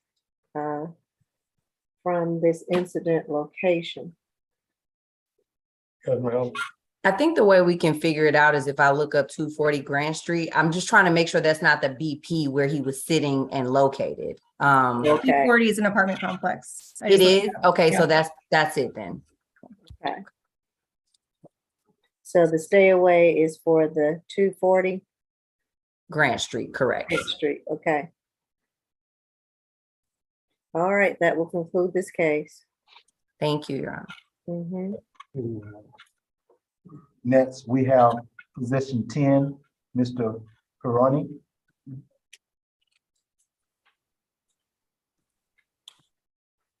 This is case number 22 CR 006091G. Dominic Perroni, you're charged with 1 count of driving improper erratic lane change, 2nd count of DUI less safe, 3rd count of willful obstruction of a law enforcement officer, all with the offense date of 2 on September the 8th, and the 3rd charge on September 9th, 2022 is what I see. Pre-trial. This is the first arrest out of Georgia, Your Honor. There are 2 cycles out of the state of Kentucky. Does not appear to have any convictions. Nothing further. All right, Ms. Backus. Yes, Your Honor. What I would highlight about those, the 2016 and the 2017 arrests out of Kentucky, we don't know if they're convictions, but they were both DUIs. This incident, as you said, occurred on the 8th. So 2 days ago, an officer observed a vehicle fail to maintain lane twice. The vehicle's tires crossed over into the other lane, and then the car swerved back. The officer conducted a stop and made contact with the driver, who was identified as the defendant. At the time, the officer observed slurred speech, and an odor of alcohol was coming from the car. So when he asked the defendant where he was coming from, he said he was coming from the Six Bridges Brewery, and asked how much he had to drink, and he told the officer 2 beers. The officer conducted field sobriety testing, and at that time, he determined him to be under the influence of alcohol. The officer then later obtained a warrant for a blood draw, to which the defendant would not comply with the warrant. The state's offer on this case for the erratic lane change is a $500 signature bond. For the DUI less safe, a $2,500 surety bond. For the obstruction, a $1,500 surety bond. No driving unless allowed by DDS, and no alcohol, drugs, or weapons while out on bond. Nothing further. All right, Ms. Armstrong. Thank you, Judge. First, a little bit about Dominic. He moved to the Atlanta area about 2 years ago because he has family here. He works as an assistant manager at a local running supply store, and he was actually leading a running group the night that he was engaged in a DUI investigation. He did go to a brewery. He was honest to the officer about that, as running groups often do. After a long run, they go to the brewery and they hang out. He was honest with the officers that he had 2 drinks that night. He was also honest with the officers in that he was recovering from an Achilles tear. And this is actually the first run he had gone on in months, because that was a very severe injury to recover from. So if I was the officer in that situation, I would have not engaged my client in the battery field sobriety test. NHTSA tells officers that they train them that they are supposed to take into consideration the physical impairments that a defendant is experiencing at the moment. He was not medically and physically qualified to do the field test, yet he agreed to do them. After the officer informs him that he believes that he's under the influence, he does not comply with the blood draw. But that is within his right to do so pursuant to Article 1, Section 1 of Paragraph 16 of the Georgia State Constitution. And that very issue is before the Supreme Court this summer earlier. That was actually 4th Amendment, but in October with the Whitman case that Ben Sessions is arguing, that is right in the scope of what we're dealing with here. So for the obstruction charge, I'm asking Your Honor to set a $500 signature bond through the jail, and that charge is due to the legality of that very issue. For the DUI charge, I'm asking Your Honor to set a bond no more than $1,000 surety. And for the improper lane change, I'm also asking for a $500 signature bond. And with respect to any infringements on his license, I'm asking Your Honor to just follow the discretion of DDS, just not impose any restrictions on it more than what DDS may or may not do. And just to let Dominic know that if you don't end up hiring a private attorney, it looks like this case is coming my way anyway. I just wanted to let you know that. So we will hopefully be in touch, and Your Honor, I'll make sure he comes to court. Thank you. All right, I'm going to order the split bond with the charge 1 $500 signature bond, charge 2 a $2,500 surety bond, and on count 3 a $1,000. Let me see if my math is correct. I think that's 4,000, Your Honor. $500 on the obstruction. Oh, okay. Equal 3. Yeah, that equals 3, I think. So a $3,000 split bond, 500 on the first, 2,500. So that's 3,500. Uh-oh. Make it 2,000 on the second count. Okay. There I go. Thank you. All right.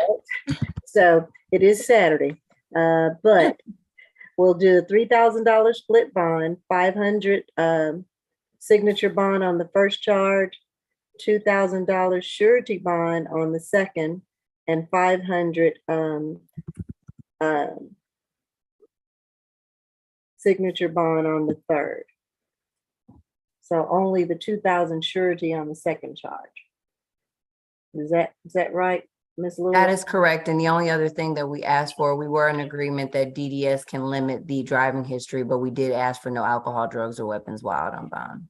And no drugs, alcohol, or weapons while on bond, and no driving unless you have a valid license from DDS. Okay, Thank you, Your Honor. thank you. And I'm sorry, I meant Ms. Bridgewater. I apologize. No problem. And I assume that is through the jail, right? Yes, through the jail. Okay. Next, we have position 13, Mr. Richardson.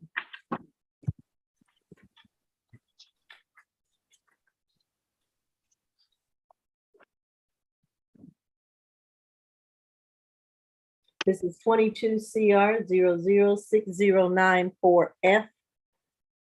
Mr. Brandon Richardson, you're charged with 1 count of SB for the first charge, 2nd count of criminal trespass and damage to property, 3rd count of terroristic threats, and a 4th count of battery misdemeanor.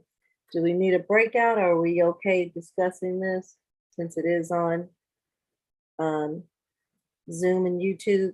Don't know I particular think we can be fine and speak around. Okay. All Waive right. reading of that one charge. Yes. Thank Go you. ahead, pretrial. No criminal history was found for the defendant, Your Honor. And I'm Nothing sorry, further. this defense date is July the 11th, 2002. Okay, and no history? Okay. All right, Ms. Backus? Yes, Your Honor. For count 1, the state is recommending a $3,000 surety bond. No further contact with the victim, Imani Pellissier. That is spelled Pellissier. Stay away from the incident location. Hold on. I'm gonna find it for you before the end of this case. 1 day anger awareness, no alcohol, drugs, or weapons. For count 2, a $500 surety bond. Count 3, 2,500 surety, and count 4, $2,000 surety, totaling an $8,000 surety bond. This incident occurred on July 11th. An officer was dispatched to a physical dispute call. Upon arrival, he met with the victims, Mr. Justin Lewis and Miss Imani Pellissier, who advised that they were assaulted by the defendant, who is the ex-boyfriend of Miss Pellissier. The victim said that the defendant broke the front glass door to the residence, but then he used a key that Miss Pellissier had forgotten to take back to gain entry into the house. Once inside, the defendant went into Miss Pellissier's room while she was sleeping and started arguing with her. She said that he woke her up by taking the covers off of her and started screaming at her and arguing with her. And then he basically hit her at that point. She had recently ended the relationship, but she said she had forgotten to take the key back. So she said that the defendant went upstairs, then knocked on her friend's door, asked her friend to come out and because he wanted to talk to her, which the friend said no. Then he came back downstairs, started arguing with her again. So then Mr. Lewis heard what was happening. He heard the commotion. He came downstairs, got in between them to calm the defendant down.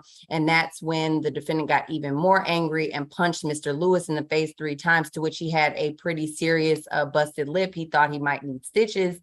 Miss Pellissier showed the officer a text message from the defendant from earlier that day, where in quote, it said, "Hey, if you don't answer my call, I'm a def come shoot your shit up. It's in your best interest to talk to me now and attempt to calm me down." And so, like I said, that message was sent earlier in the day. We do understand that this is a first offense. However, we are concerned about the violent nature of it. And even with that text message, we are concerned about intimidation of the witness, Your Honor. And so we are asking for the surety bond on all counts. Nothing further. All right, Ms. Armstrong? Thank you, Judge. A little bit about Brandon. He's an Atlanta native and he has a Bachelor of Arts from Bard College. He is a scholar in post-industrial American history, and he lives with his parents, and he works at a medical facility, and he's worked there for about 2 months. The person I spoke with and got to know over the phone a couple hours ago is so far from what these charges are. This is his first arrest. This is an educated young man, 28, no criminal history. He's from Atlanta. I am asking, Your Honor, that despite these allegations, which are very one-sided, I might have you, we've not had any, we haven't seen the cell phone footage, this is all hearsay. Essentially, we haven't seen these text messages. I am asking, Your Honor, to consider a bond no more than a $1,000 surety, if not a signature bond, which I of course would ask for, but no more than $1,000 surety and the charge that I will not read, and then a $500 signature bond on the 3 remaining charges. If Your Honor wants him to take an anger awareness class through pretrial, we would welcome that, as I tend to say. But please, Your Honor, please set a bond that is a reflection of the person I spoke with earlier, not what these allegations tend to present. And my client greatly looks forward to telling his side of the story in court when called to do so.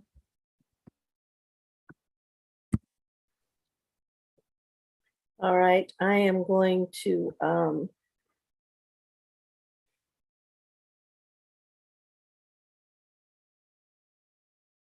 order the $8,000 surety bond.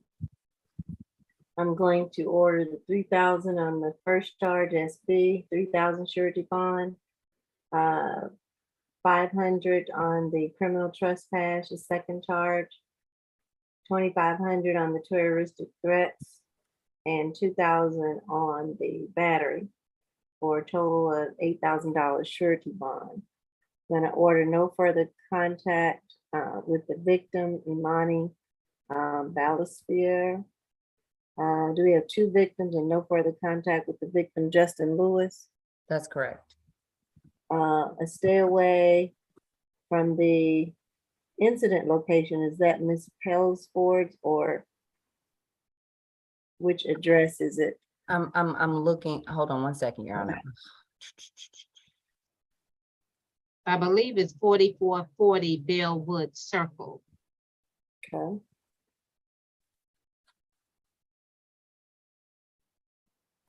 I believe that's correct. All right. And no drugs, alcohol, or weapons while on bond, but you have a stay away from that address or location, Mr. Richardson. All right, anything else, counsel? Nothing further, Your Honor. All right, thank you. Next, we have position 14, Mr. Simmons.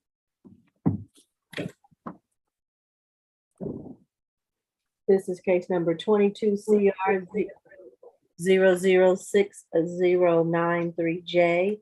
Daryl Simmons, you're charged with 1 count of battery family violence. The offense date is February the 5th, 2022. Pre-trial. 7 adult cycles out of Georgia, 1 arrest from the state of Nevada, 2008 conviction for possession of marijuana less than an ounce. The 1 arrest out of Nevada was, the last arrest was for September 18th, 2020 for a misdemeanor trespassing. No disposition was listed, and nothing further, Your Honor. And there's also the victim is on the line.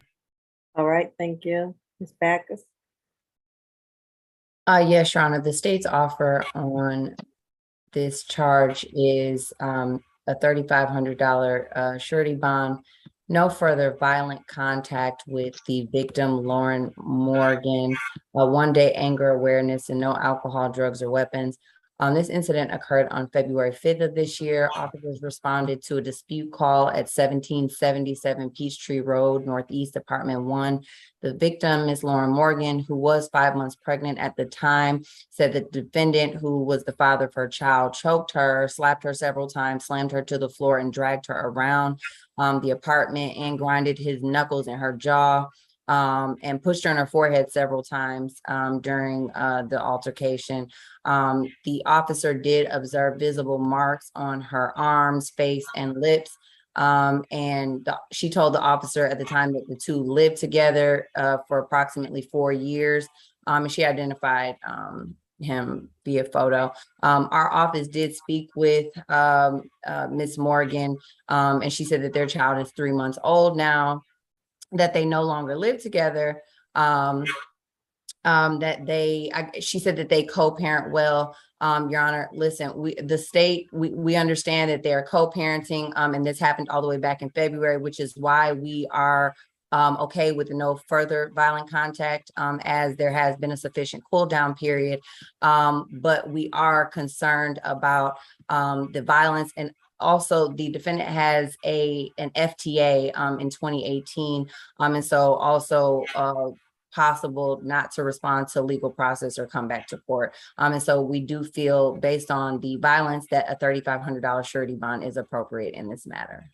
Nothing further. Okay. All right. Ms. Armstrong? I'll withhold argument until Ms. Morgan speaks, if Your Honor is inclined. Okay. Ms. Morgan, do you wish to address the court? Yes, I just wanted to say. Hold on a minute. Hold on a minute. I'm going to swear you in. Raise your right hand for me. Do you affirm that the testimony that you're about to give is the truth and nothing but the truth under the penalty of perjury? Yes. All right. You put your hand down. And what would you like to say? Like I said, our daughter is 3 months old now. We're co-parenting peacefully. We're not in the same residence, so I don't feel any threat from Mr. Simmons, and I would just like to continue to be able to co-parent peacefully. Okay. Any cross-examination, Ms. Backus? No, I believe, as I stated, Your Honor, our office did speak with her earlier, and she did confirm that it happened, just that she doesn't fear for her life. And so, because we've already ascertained that it did occur, our recommendation stays the same. All right, Ms. Armstrong? Briefly, Ms. Morgan, can you describe the kind of financial contribution that my client provides to you and y'all's child? We are solely dependent on him financially. Currently, I'm not working. I'm just home with the baby, so he does take care of everything on our end. Okay, so what might happen to both of you if he remains in custody any longer? Rent won't get paid. Nothing will get paid. I have no income at the time. Nothing further. Thank you. Your Honor, I would just briefly like to state that we understand that in many cycles of violence that the victims are often financially dependent on the person that batters them or the defendant in a case, but that has nothing to do with the fact that the state is seriously against any violence that occurs in familial situations. And so again, I would restate that we still feel as though the $3,500 signature or surety bond is appropriate, despite the fact that she wants him back home and is financially dependent on him. Okay. All right. Anything else, Ms. Armstrong? Yes, Judge. My client is a real estate investor. He actually does not qualify for the services of my office after today. We've had that discussion. But he's lived in Atlanta his whole life, and I am asking Your Honor to set a bond that's no higher than $1,000. That is appropriate given the age of the case, and also the allegation. This is a one-sided situation, and he needs to get out so he can keep providing for his family. We do not oppose no further contact except for the transfer of the child. He doesn't even live there, so we just want him out so he can keep providing for his family. Thank you. All right. I'm going to order the $3,500 surety bond. I'm going to order no further violent contact with the victim, Lauren Morgan, and no drugs, alcohol, or weapons while on bond. And I'm assuming I didn't hear anything. We don't need to stay away or third party, since the victim is stating that they are co-parenting, okay, and she's fine with that. But we will enter the order for no further violent contact with her. Since they don't live together, I won't order the stay away for that address. That's fine, Your Honor. Okay. All right. Is that it? That's all. Thank you. All right. Thank you. Next, we have position 15, Mr. Smith. Okay.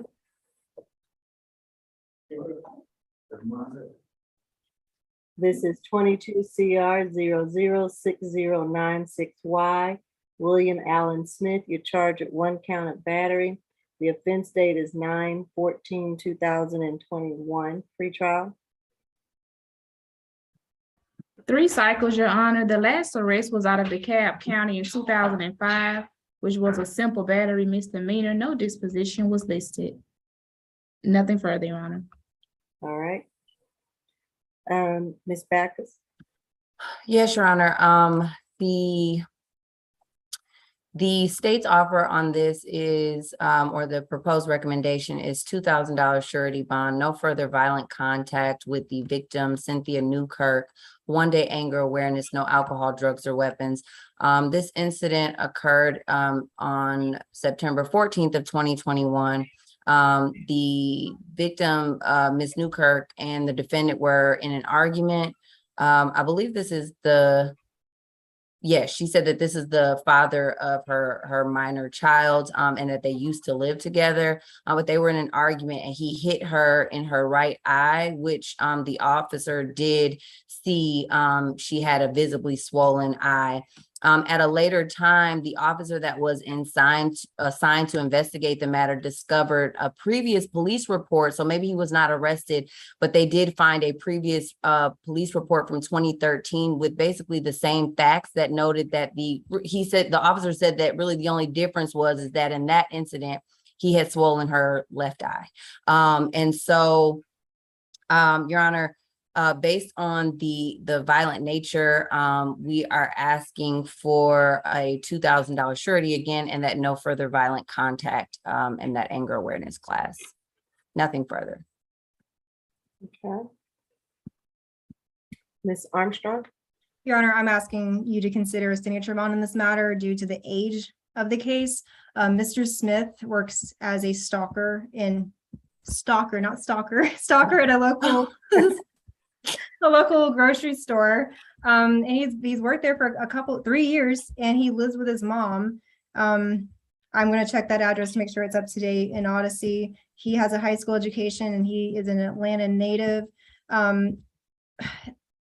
I will argue, and I'm going to argue that the warrant in this matter isn't sufficient. It doesn't rise to the level of particularity that it needs to. It doesn't provide the complaining witness's full name.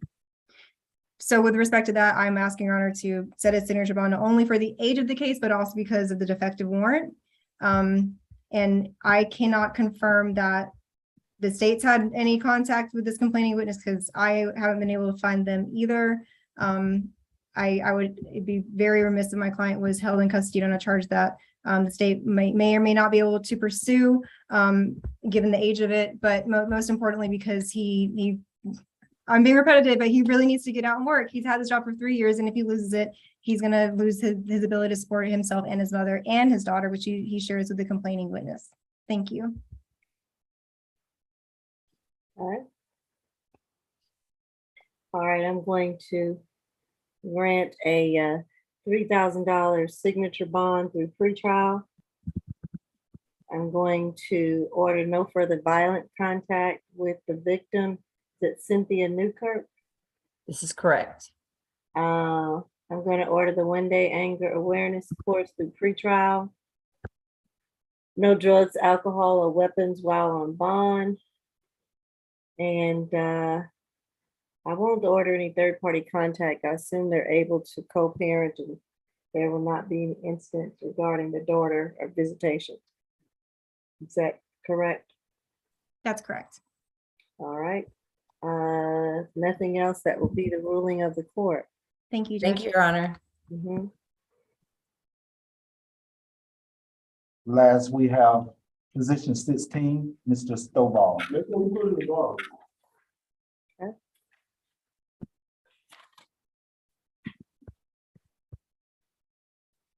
This is 22 CR 006097B. Morgan Stovall, he charged at 1 count of theft by receiving stolen property. The offense date is May 17th, 2021. Pretrial. 14 cycles out of Georgia, Your Honor, 1 arrest out of New Jersey, and 4 cycles out of the state of South Carolina. The out-of-state arrests were from the 90s, Your Honor. There's at least 2 probation violations in the past 10 years out of Georgia, and it appears the last conviction was in 2002 for purchase, possession, sale of drugs. Nothing further to add, Your Honor. Okay, Ms. Backus. Yes, Your Honor. We do have, okay, well, there's also a 2019 conviction for probation violation, probation revocation. But nonetheless, this incident occurred on May 17th of last year. It appears that the victim, her name is Emma Benson. She left it. It's not exactly sure where, but she left her cell phone. The defendant then took the cell phone, knowing that it wasn't his, and he put it into an eco ATM machine, which is basically like a machine where you put phones in and it'll give you cash back. So like a cash kiosk. And so he did receive the money for that. There's a $500 surety in place. The state is amenable to reducing to a $2,000 signature bond.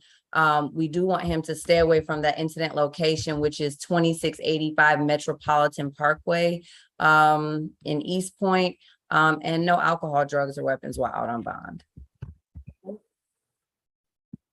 All right, Ms. Armstrong.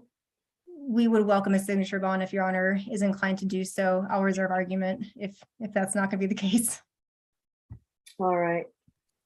I will order the $2,000 signature bond through pretrial per judge.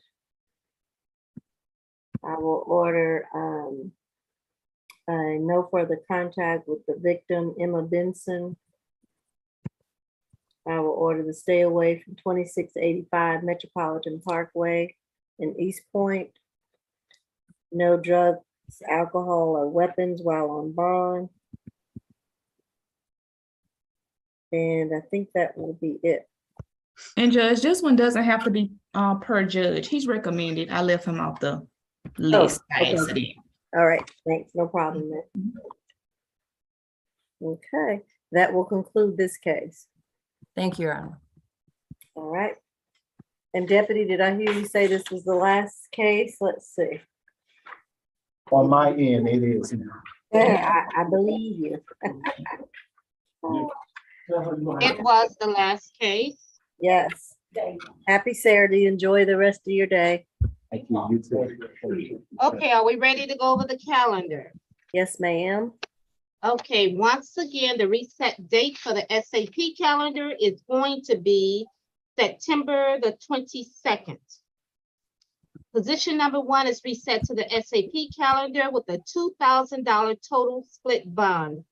Position 2 is reset further notice with a $2,000 SOB through pretrial. Position 3 is going to the SAP calendar with a $3,000 total good bond. Position 4, SAP calendar with a $1,000 good bond. Position 5, SAP calendar with a $3,500 total good bond. Position 6, SAP calendar with a $3,000 total split bond.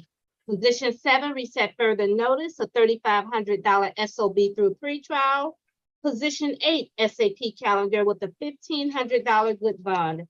Position 9, reset further notice with a $2,000 SOB through the jail. Position 10, SAP calendar with a $3,000 total split bond. Position 11 is going to the SAP calendar with a $2,000 good bond. Position 12, reset further notice with a $2,500 total SOB through pretrial per judge. Position 13 is going to the SAP calendar with a $8,000 total good bond. Position 14, SAP calendar with a $3,500 good bond. Position 15, reset further notice with a $3,000 SOB through pretrial. Position 16, a $2,000 SOB through pretrial, and it's being reset further notice. Position 17 is going to the SAP calendar with a $3,000 good bond, and position 18, reset further notice with a $5,000 SOB through the jail. Are there any questions, comments, or otherwise? Nope, that's all. Thank you so much. Have a good weekend, everybody. Everybody. Thank you, take you care. all as well. Thank you. All right. Hi, everyone.